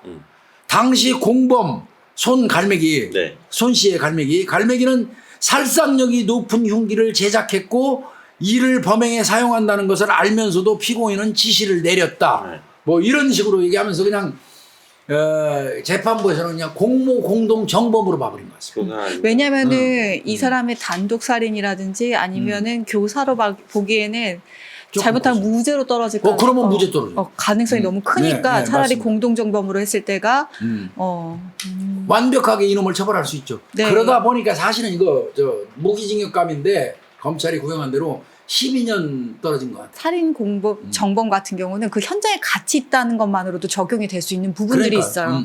근데 만약에 단독범이라든지 청부라는 걸 증명하기 어려운 상황이기 때문에 이거는 그냥 현장에 있었고 이 사람이 다 이걸 목격하고 있고 말리지 않았다라는 거, 이걸 다시 공모했다라는 걸로 일단은 검찰이 저는 되게 영리하게 했던 것 같아요. 작전 잘 세운 거예요. 어차피 이거 배우도 안 밝히고 현장에 있었는 거 여부는 지금 상태에서는 밝힐 길이 없으니까. 정황만 있지, 그죠? 맞아요. 그래서 그렇게 몰고 간 것 같고요. 검찰의 공수사실을 좀 볼까요? 공수사실 보면 이렇게 나와 있어요. 김 씨는 99년 8월에서 9월 사이에 누군가에게 이 변호사를 손봐달라는 지시와 함께 현금 3천만 원을 받았다. 그 누군가로밖에 표현을 못하는 게 답답한 거죠. 3천은 받았다고 인정한 거예요? 예, 그러면 그 돈 이 거래 내역이 나오기 때문에 동갑내기 조직원 손 씨, 갈매기와 이 변호사를 미행하여 동선과 생활 패턴을 미리 파악을 하고, 그러니까 이 변호사의 그 동선 미리 파악하고 구체적인 가해 방법을 상의하는 등 범행을 공모했다. 이렇게 공모로 간 것 같고요. 이들은 검도 유단자인 이 변호사를 제압하기 위한 범행 도구를 결정했으며, 그러니까 이제 가른 거지. 검사 출신인 이 변호사에게 단순 상해만 가했을 경우에는 사회적인 파장이 일고 결국 덜미가 잡힐 것으로 보고 공모 단계에서 아예 살해까지 염두에 뒀다. 그러니까 살해 의도가 이미 있었다. 이렇게 검찰은 본 것 같아요. 그래서 이 갈매기는 결국 같은 해 11월 5일 날 03시에서 06시 20분 사이에 제주시 삼도이동 제주 북초등학교 인근 노상에 있던 피해자를 발견을 했고, 노상에서 흉기로 피해자의 가슴과 복부를 3회 찔러서 살해를 했다. 그리고 칼 맞고 변호사는 자기 차로 들어간 거고 거기서 사망한 거고, 그리고 죽어가는 과정은 이놈들이 밖에서 지켜본 걸로 다 본 거지. 결국 검찰은 김 씨가 당시 사실상 이 갈매기하고 공모해서 주요한 역할을 했다고 판단해서 공모 공동정범으로 기소합니다. 이렇게 된 거죠. 그런데 이제 김관은요 재판 중에 난 니 플리즈 구분이에요. 아이 미친놈 진짜. 유니 프로파일러 리플리 증후군 다시 한 번만 얘기해 주세요. 그러니까 리플리 증후군이라는 게 그 재능 있는 리플인가? 뭐 하여튼 그런 소설에서 따온 건데 정말 본인이 거짓말을 하고 있다라는 것들을 그러니까 거짓말을 진짜처럼 하는 게 아니라 거짓말을 믿고 그 상황을 자기가 그대로 뒤집어 쓰면서 그걸 활동하는 거예요. 보통 그때 우리 한참 얘기됐던 무슨 관장이었는데 자기가 어디 출신이야라고 속이고 다녔는데 아무도 의심하지 않았고 본인도 그걸 그냥 스스로 믿어버리는 거예요. 자기 자신도 그냥. 그리고 왜 그때 또 화제가 됐던 게 뭐 그 하버드대 뭐 미국에 있는 뭐 그 대학교 다 붙었다고 심지어 뉴스까지 나왔거든요. 맞아 그 여자애. 네, 그러면서 아 저런 천재가 있냐 막 근데 인터뷰 확인해 봤더니 옥스퍼드 뭐 다 붙었었어. 네, 뭐 그 MIT부터 시작해서 다 붙었었는데 그게 사실이 아닌 거야. 근데 자신은 그렇다고 자기가 그냥 그걸 뒤집어 쓰고 믿고 있는 거예요. 말이 안 되는 거지. 근데 네. 그러니까 자기가 원하는 세상을 자기가 그냥 그대로 입으면서 그렇게 자기가 그렇게 생활을 하는 거예요. 근데 분명히 자기가 이게 거짓이라는 건 알고 있어요. 그죠. 네. 근데 이제 그게 아무래도 이제 어떤 정신질병 중에 하나죠. 질병이. 리플리 병이라고도 하긴 해요. 병이죠. 그러다 보니까 요 놈은 이제 그 리플리 증후군이라고 얘기를 해야지 심신미약이 인정돼 갖고 처벌을 좀 적게 받으니까. 나는 리플리 증후군이에요. 이거 어디서 배웠어 이 새끼 리플리 증후군? 방에서 배웠나? 다 얘기하고 아마 이 영화도 보면 그렇고 드라마 이런 얘기들도 많이 나와요. 나는 리플리 증후군이에요. 이렇게 얘기하면서 나 방송사에서 내가 사실 그 얘기한 거는요. 내가 저 정신병력이 있어가지고 내가 부풀려서 뻥튀기 해갖고 그냥 막 얘기한 거예요. 나 사실 그거 아니에요. 나 10년 후에 남한테 들은 얘기를 내가 한 거예요. 10년 후에 내가 들은 얘기 한 거예요. 이러면서 버텼지만 이건 자기 무죄라는 얘기 아니에요.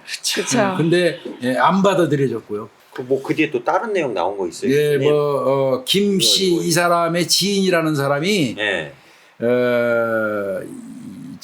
그린관광이라는 아마 그 호텔인 것 같습니다. 그 호텔 운영자가 일본인이었다고 그래요. 그 일본이라고 관련돼 가지고 일본인이 호텔 주인이고 그런데 무슨 호텔 운영과 관련해 가지고 또 한경곤이라는 어떤 사람이 있어요. 그 사람하고 일본인하고 막 다툼을 할 때 그 갈등이 있을 때 이제 이승용 변호사가 갈등이 있으면 법원에서 그 관리자를 변호사를 선임해 가지고 지정해 가지고 관리하도록 시켜요. 이게 일본인하고 이제 한무식경이라는 사람 싸울 때. 그 일본이 우리나라 그걸 대표할 수가 없으니까. 그렇죠. 또 양당사자가 서로 첨예한 얘기를 하고 내 거, 네 거 지분 가지고 싸우면 그 결정 날 때까지는 호텔을 운영해야 되잖아. 네네네. 그럼 놔둘 수는 없잖아요. 운영을 해야 되니까 두 사람 다 네가 운영하라 결정은 싹도 못 내리지. 결정 날 때까지 그러면 그때 변호사를 지정해서 그 사람이 이제 운영하도록 해요. 임시관장이는 그런 거 많잖아요. 그게 이제 이승용 변호사였다고 해요. 그린관광 대표가. 그래서 또 그 한경곤이라는 사람이 주먹 출신이었다고 그래요, 옛날에. 그래서 이 사람이 또 무슨 이승용 변호사하고 다툼이 있으니까 빨리 물론 이승용 변호사가 빠져줘야지 자기가 체제하는데 그래서 또 뭐 이 김가를 시켜가지고 또 그런 거 아니냐 이런 또 그 루머도 있었고 이건 사실이 아니에요. 밝혀진 거 정확한 건 아닌데 주변에 있는 사람들 이야기 중에는 이런 말도 또 나와요. 그러니까 이게 여러 가지가 이거 아주 앞으로도 밝혀질 필요가 있는 게 꽤 있습니다. 제가 볼 때는 공수쇼가 이제 뭐 검거가 됐지만요. 근데 뭐 이거 한경곤인가 뭐 이분도 취재진이 쫓아가서 만났는데 외국가 있어요. 근데 이분은 뭐 그런 거하고 전혀 관련 없다. 이렇게 얘기하고 있고요. 그래서 이게 여러 가지 이제 추정들 합니다. 이게 제주지사에 당선된 우금민 이 사람한테 뭐 한경곤이라는 사람이 또 뭐 찾아가고 카지노 운영권 관련돼서 뭐 부탁을 하다가 그 과정에서 또 이 반대가 되는 이승용 변호사 쪽을 또 뭐 공격한 거 아니냐 등등 얘기가 있는데 굉장히 위험하기도 하고 내가 판단 내릴 수 있는 문제는 아니에요. 여러 가지 이야기가 진짜 확인되지 않은 여러 가지 이야기가 막 그렇죠. 믹싱 돼가지고 많이 나와요. 그 다음에 이승용 변호사 결국 그 사건 나서 검거 못했었잖아요. 네. 검거 못했을 때 99년도 치고는 굉장히 과학적인 수사했어요. 어떤 수사했냐면 이승용 변호사가 입고 있던 그 옷 있잖아요. 네. 옷을 진짜 몇만 분의 1로 조각조각 내갖고 DNA 도출까지 시도를 했었어요. 아 대단하다. 그렇게까지 DNA 조사도 몰랐고. 했는데 예, 검거 못했었고요. 네. 요놈은 검찰 수사하면서 그 윗선 밝혀라. 검찰이 얼마나 좋았겠어요. 경찰이고 검찰이고. 네. 검찰에서 조사할 때는 아가 재판 과정에 윗선 밝힐 거예요. 너 사주 받았다며. 그건 백신 아니잖아. 너 사주한 사람 누구야? 네가 막 저 주도적으로 죽인 거지 둘이서. 이제 이렇게 막 밀었겠지 검사는. 너 사주 받은 거 아니잖아. 네가 한 거잖아. 막 이렇게 밀었겠지. 너 다 써 이 새끼야. 이제 이러니까 있어요. 분명히 있긴 있어요. 있으면 얘기해. 그러니까 그거는 나 재판 과정에서 밝힐게요. 재판에서. 경찰에 있을 때는 검찰에 가서 밝힌다고 그러고. 검찰에서 조사할 때는 재판에서 밝힌다고 그러고. 그럼 그 재판에 그랬는데 결국 안 밝혔어요. 그 재판에 밝혔네요. 리플리네. 안 밝혔어요. 리플리네 나면 밝힌 거잖아요. 밝혔을 때 자기가 이득 볼 수 있는 게 아무것도 없습니다. 그래서 저는 지금 아까 김윤희 프로파일러가 얘기했던 거에 주목해요. 저는 궁금해요. 어떤 그 범죄를 연구하는 사람 입장에서 이거 분명히 윗선 있어 보이고요. 그 다음에 그 이유는 돈 같긴 한데 제 생각도. 저는 사실 저 이 추정도 되게 센 추정일 수 있는데 저도 아까 염 박사님하고 비슷한 게 좀 센 사람이라고 생각해요. 왜냐하면 센 사람, 일을 이렇게 많은 사람. 그러니까 김 씨의 성향으로 봤을 때 살인까지 할 정도로 이 사람이 움직인다? 저는 엄청 큰 사람이라고 생각해요. 위에서 이 사람을 사주한 사람은 김 씨는 함부로 움직일 것 같지는 않거든요. 지금 성향이나 개인적 이득이라든지 이런 거에서 움직인다고 했을 때 푼돈 갖고 움직일 사람도 아니고 어중간한 사람이 지시했다고 해서 움직일 사람도 아닐 것 같아요. 그랬을 땐 저는 약간 진짜 큰 그러면 이놈이 지금 12년 받아서 가 있잖아요. 돌봐줄까요? 아니 그거보다는 어떤 형태로건 이놈이 교도소에 가서 12년 살고 있으면서 언제든지 윗선은 밝힐 수 있잖아요. 자기를 시킨 사람은. 근데 지금 현재 상태 그런데도 안 밝히고 있잖아요. 안 밝히고 있으면. 저는 이렇게 생각해요. 이거는 얘가 12년 살고 어차피 들어갔으니까 그러고 나와서 나가서 내놔라 이렇게 할 가능성이 하나 있고요. 아직 그 사람 존재한다면 그럴 수 있어요. 누군지 모르겠지만 그러고 네, 두 번째는 그 사람이 밝혀지는 순간에 자기가 실행범이 될 수 있잖아요. 지금은 실행범이 교사범. 아니고 공동정범으로 가 있으니까. 그래서 말 저는 되네. 저 개인적으로 이렇게 생각해요. 말 되네. 네. 그 이후에 혈흔 분석했거든요. 혈흔 분석 결과는 이렇게 나왔어요. 이 변호사가 칼에 먼저 찔린 뒤에 정한 거로 나왔어요. 그 협박 과정에서 찌른 게 아니에요. 먼저 찔린 그럼 아예 뒤에 죽이려고 정한 그랬구나. 거로 나왔어요. 그러니까 바꿔서 얘기하면 살해의 의도가 명백했다. 혈흔 분석으로는 그렇게 나왔습니다. 아우 그리고 이것도 굴려 들어가. 이거를 이렇게 배를 칼로 팍 찌르는 순간 이렇게 막았단 말이에요. 그 막았는데 이 팔을 통과해서 배 복부를 뚫었어요. 무술을 하셨다며요. 그렇다라는 거는 힘을 엄청 많이 엄청 힘을 준 거죠. 그리고 이제 가슴에 찌를 때는 이미 복부를 2번 맞아가지고 방어도 안 되니까. 팔 내려간 상태죠. 그리고 교수님 아시잖아요. 이게 정지 상태에서 서 있는 상태에 들어갈 수 없어요. 달려오면서 속도가 있어야 그 정도로 뚫리거든요. 아마 배를 찌를 때는 달려오면서 찌른 것 같고요. 그러니까 얼떨결에 막는 순간에 여기 통과한 것 같고요. 이미 이 공격을 복부에 맞은 다음에 이제 거의 저항불능 상태 들었을 때 아예 죽인다는 의미로 깊이 찌른 것 같습니다. 그러니까 얘도 그죠? 얘도 이은혜하고 똑같이 알아갖고 그 아래 그냥 자수하러 간 거예요. 그 아래 자수하러 갔나 보잖아요. 그 아래 자수하는 친구들 많네. 요 근래 똑같네. 조연수도 항상 세트로 붙여줘야죠. 네. 이은혜만 얘기하면 안 돼요. 그 아래- 이은혜 조연수 그 세트잖아요. 아래 자수한 케이스예요. 그래서 이 사건은 저도 궁금한 게 많은데 1, 2안이 아까 우리 염 교수가 명쾌하게 해석 준 것 맞아요. 같으네. 그러신 것 같아요. 네? 그러네 분명한 거는 두 분 다 생각은 교사한 사람이 있다면 시킨 사람이 있다면 그 시킨 사람은 잃을 게 많은 사람이다. 이거는 맞죠, 그죠? 전 그렇게 봐요. 그렇게 추정할 수밖에 없겠죠. 그리고 얘가 지금까지 교도소에 있으면서도 12년 받고 있으면서도 끝까지 윗선을 밝히지 아니하는 이유는 12년 뒤에 나와서 적정한 보상을 받거나 혹은 아까 하나 두 번째는 뭐 실행범이 되니까. 그렇지. 그거를 얘기하는 순간 공무공동정범에서 지가 직접 실행한 실행범으로 돼갖고 추가밥 먹을 수도 있으니까 예. 그럴 가능성이 있다. 저는 그리고 이 12년 동안도 봐야 될 거라고 생각해요. 그래, 맞아요. 네, 그것도 더 맞아요. 지켜봐야 돼요. 얘 12년간. 어떻게 마음이 변할지 모르고 아직 대법원 판결이 남았기 때문에 또 어떻게 밝혀질지 몰라요. 그리고 만약에 시킨 사람이 분명히 존재한다면 그 사람 어떻게 처신하고 있을지 그것도 궁금해요. 그게 누군지 모르니까. 그러니까요. 응?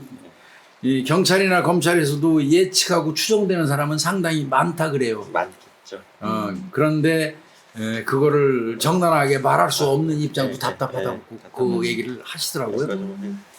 예, 뭐 오늘 제주도 이승용 변호사 그 피살 사건 200회로 아우 다뤄봤네. 근데 진짜 의미부여하지 말고요. 재밌네요. 오늘 의미부여하는 건 200회까지 왔다는 것과 우리 김유희 프로파일러가 200회 특집에 이렇게 나와줬다는 거. 근데 가끔 저 김유희 프로파일러 가끔은 시간이 좀 되면 이렇게 한 번씩 나와주는 것도 우리 구독자들한테 예의야. 아유 감 떨어져가지고 이제 왜 감이 떨어져? 오늘 보니까 분석만 잘하는구만. 아니에요. 아유 이렇게 하니까 순간 처음에 엄청 떨렸거든요. 이게 잘할 수 있을지. 못 돌려 맨날은. 아니에요. 근데 워낙 박사님하고 교수님께서 따뜻하게 이렇게 해주셔가지고 수월하게 이렇게 마친 것 같아요. 우리 김유희 프로파일러 오늘 200회 진짜. 나와줘서 네. 고맙고요. 고마워요. 본인 얘기한 대로 좀 잘 돼서 빨리 잘 돼야 돼. 받아가지고 나한테 연락을 줘야지. 잘 하고 있어요. 잘 되길 바래요. 네. 마지막으로 김유희 프로파일러 인사하고 종료하도록 하죠. 진짜 항상 사랑해 주셔서 너무 감사하고 지금까지도 잊지 않고 있어서 너무 감사하고요. 사건을 많이 사랑해 주셨으면 좋겠어요. 저한테 친정 같은 곳이라서 언제든 제가 마음 편히 있을 수 있게 여러분들이 많이 사랑해 주셔서 길이 갔으면 좋겠습니다. 그리고 항상 건강하시고요. 이제 추석 연휴인데 잘 보내시기 바랍니다. 그러네, 추석이네. 좋은 추석 가족 잘 맞으셨으면 만나고요. 좋겠습니다. 예. 오늘 김유희 프로파일러 고생 많이 했어요. 양 교수도 아이 고생했습니다. 고생하셨습니다. 수고했습니다. 네.